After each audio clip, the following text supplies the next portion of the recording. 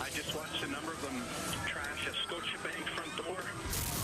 This isn't our Toronto. I think every Torontonian should be outraged by that. There is, at this point, no subway service. Some hospitals are in lockdown. The Eaton Centre was in lockdown. Police headquarters in lockdown. Sure doesn't sound like Toronto. What was a peaceful protest has quickly changed. It is not like a jail. It is like cages.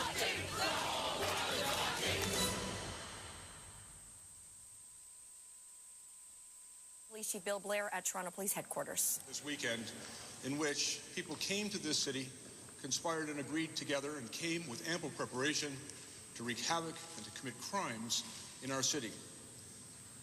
If no one should be so naive as to think that this is the actions of purpose, whose purpose was to engage in lawful, peaceful protest. And I think the evidence that is displayed before you of weaponry, of items that could be used to destroy property, to attack the police and the public, items capable of delivering deadly force, truly demonstrates the extent of this criminal conspiracy and the intent of those who came to engage in this conduct. On Friday afternoon, a demonstration left Allen Gardens and came to police headquarters. It was organized by the Community Mobilization Network, the same organization that came yesterday to police headquarters. And when they came on Friday, we took the photographs displayed before you. That group of black bloc terrorists was included within that crowd, clearly demonstrating the complicity of that organization and the people in that demonstration to facilitate the criminal behavior of the people photographed before you. I think it's very important for the people of Toronto to know the intent of the mob that we were dealing with over the course of this weekend. The Toronto Police Service and all of our partners in the Integrated Security Unit have vowed to protect people's rights to protest lawfully and peacefully. Throughout last week, we demonstrated our commitment to do just that. And even on Saturday, knowing that many of these criminals had infiltrated an otherwise lawful peaceful protest, we did everything in our power to facilitate the rights of all citizens to be heard, the rights of all citizens to speak out on issues of concern. But we also know that some people came to Toronto not to protest around a specific issue or to advocate for any change. They came to attack our city. They came to attack the summit. They came to commit crimes and to victimize people in the city. The evidence of their intent is on display before you today.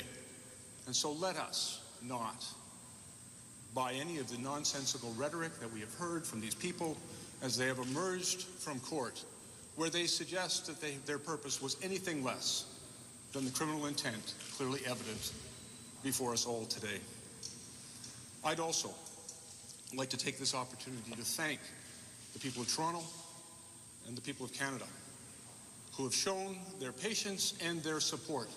We have been in receipt of literally thousands of messages from support from Torontonians and people across this country, expressing their gratitude for the courageous actions of all of the men and women of our police services, not only in Toronto, but across Ontario and across Canada, who stood up to these criminals and turned them back.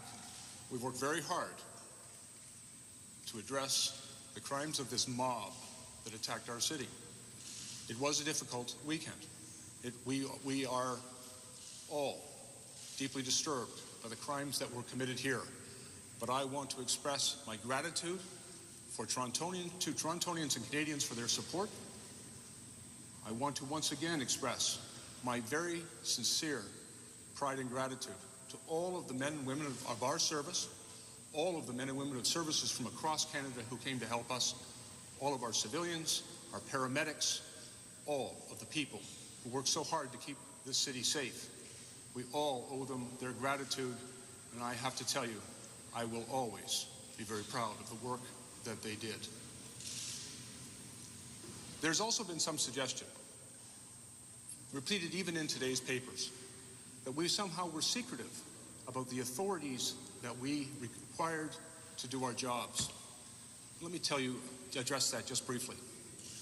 In order to keep all Torontonians informed about the authorities that we would be exercising what they might expect when they came to the perimeter of the security event for the G20 summit. We delivered over 1 million flyers to every household in the city of